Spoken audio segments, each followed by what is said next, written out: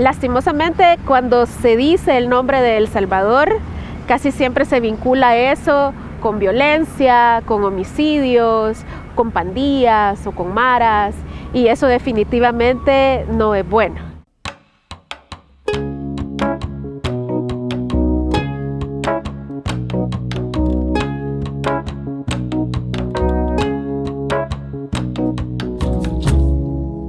So I came to El Salvador as a journalist to cover the conflict in the 1980s, which was a conflict that was related to the land problems that people had, a repressive regime that was in power, and that caused a great number of people from the countryside in El Salvador to flee and seek refuge in the United States. When they arrived in the US, they arrived, a lot of them, in Los Angeles, where there was historically a gang culture. So when the US started deporting people, they deported young people, many of whom came as very young children and grew up in the United States and were involved in gangs because of their experiences in our communities. That's where they became gang members. Fast forward 20 years to where we are now, this has become a kind of vicious circle of violence that keeps getting embedded and entrenched in the society. Girls that are in situations of urban or rural poverty are at the biggest disadvantage imaginable here. Not only are they at a disadvantage with a lack of education and a lack of access to high quality health care, but also opportunities to be in the formal economy. So many women here have to be in the informal economy and they're not able to formalize their work or their businesses, or their opportunities are basically highly limited just because they're women. Gentes, jefes, gerentes que me han ofrecido pues darme el trabajo pero que salga con ellos, no lo he hecho obviamente, o cuando estoy en la empresa me han acosado.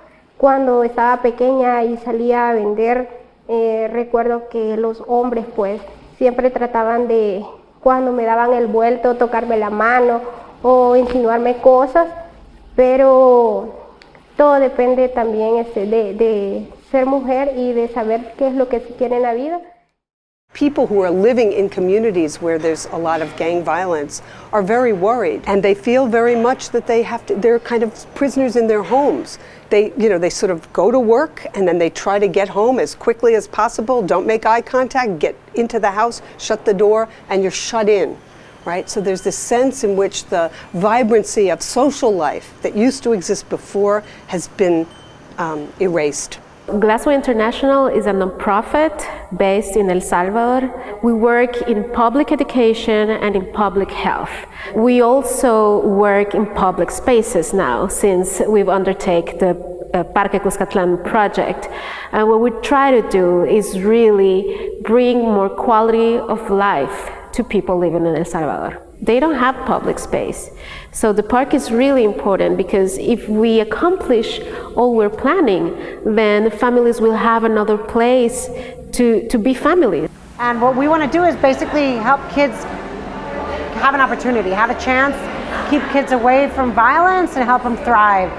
When we came across Niña Arriba, it was a perfect match. I mean, not only are we concerned with youth, we're concerned with young women in particular. So together it's been an incredible partnership, because we've been able to benefit from the talents of two of Niña Arriba's students who graduated from college and are now working with us, Marta and Xiomara. They're self-starters, they have great self-confidence, they have, their work ethic is amazing, and they're just all around cool women. Bueno, Xiomara fue la primera en incorporarse a Glasswing. Muchos de los datos que yo puedo dar sobre este lugar es porque fue a la biblioteca, porque estuvo investigando en periódicos, porque entrevistó personas, y de esa manera es que se recabó toda esa información. Entonces ella es parte importante del equipo de transformación del Parque Cuscatlán. Yo siempre lo digo, cuando perteneces a Glasswing, perteneces prácticamente a una familia. It's incredible. Xiomara this past year had a baby. The delivery was really complicated, and luckily, thanks to this opportunity that Niñas Arriba is giving her to have a job where she gets benefits. To be honest, I don't know what situation she'd be in or her daughter. So we had a really rough go and accompanying her on that tough journey with her pregnancy, but it's incredible how she's come out on the other side. Clearly she's tough and she's thriving in large part thanks to the investment that Niñas Arriba has made, and I think the relationship that she's had with Gina and Jody since she was younger. Marta se incorporó después que Xiomara y dijimos, sería bueno que las chicas de Niñas Arriba estén en un proyecto, pues digamos en el mismo proyecto. Entonces Marta está en el Castillo Venturoso a 4 cuadras de aquí, en donde se quiere fundar una biblioteca infantil. Entonces a Marta la tenemos ahí porque esperamos que en algún momento ella pueda atender a niños por su formación de profesora. Mi deseo es de ayudar especialmente a los niños y jóvenes, porque la situación que yo he pasado en mi vida no quisiera que muchas personas la vivieran. Y yo sé lo que se siente y es como que me pongo en los zapatos de ellos. Siento que si uno los motiva y les cuenta su historia, ellos dicen, si ella pudo, tal vez yo puedo. Entonces, como que somos como ejemplos, modelos para ellos. I'm from El Salvador and I'm so excited and grateful for this program because we firsthand we get to see the impact that it's having on 2 women, and if these 2 women are representative of all the women that are going through this program, it just makes me feel like the country's in really good shape.